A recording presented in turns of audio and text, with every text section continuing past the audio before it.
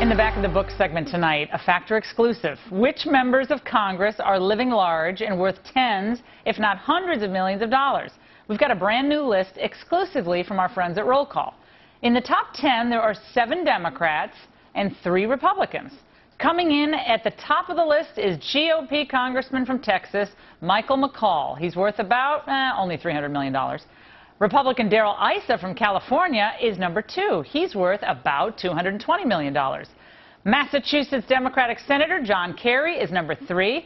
He's worth nearly $200 million, but mostly his wife's money. And Democrat Jay Rockefeller from West Virginia, with a name like Rockefeller, you have to be rich. He's number 4 with almost $82 million, but of course he didn't earn that. He inherited it from his family, who made a lot of dough in oil. Joining us now from Washington is Paul Singer, the associate editor at Roll Call. Okay, so Paul, people love lists, okay? All the lists, the list issues always do really well. So tell us how Michael McCaul made his money. Most of the people in the country don't know who Michael McCaul is. Tell us about him. Well, I'm sorry to tell you, Laura, it's also his wife. His wife is the daughter of the founder of Clear Channel Communications. And what has been happening is McCaul sort of shot to the top of the list this year because they've been inheriting sort of chunks of this money over time. So 5 years ago, he was worth maybe $12, $15 million. It's been going up by big chunks each year, and this year it sort of zings to the top of our list of 50 richest. Now, you have to take into account, do you not, Paul, today's drop in the stock market? I think a lot of your numbers are going to have to be revised downward after the last month of Obama, the Obama economy. Keep in mind, all these numbers are ridiculous. I mean, the fact of the matter is they report them in large, sort of bland categories that don't tell you much. Something might be listed as between $1 and $5 million. Some might be listed as simply over $1 million. That could be $1 billion. We think actually John Kerry is probably the richest guy in Congress. It's just you don't see it because the way it's reported, it's all of his wife's money, so she doesn't have to report the details. Well, you know, like a lot of people watching this tonight might be a little bit surprised that most of the people in the top 10 are Democrats. So it's 7 Democrats, 3 Republicans, right? Yeah, well, we did the top 50, and it's 31 Republicans and 19 Democrats. The top 10, as you said, is 7 Democrats and 3 Republicans. But again, because these categories are sort of malleable, it's hard to put anyone in a specific spot. All minimum net worth. Now, who's the oddest story? Is there anyone of the top earners or inheritors who have kind of an unconventional path to wealth?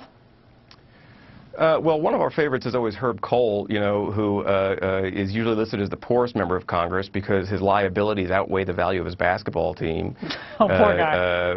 We've got Jared Polis from Colorado, who became an internet millionaire with the Blue Mountain, I think it was, cards online, the greeting cards online. But basically, most of these people, you know, made their money the old-fashioned way. They inherited it or they married it. How about Darrell Issa? Issa has made his money largely, well, he made his first, you know, millions in this automobile protection, you know, the car alarm, Viper.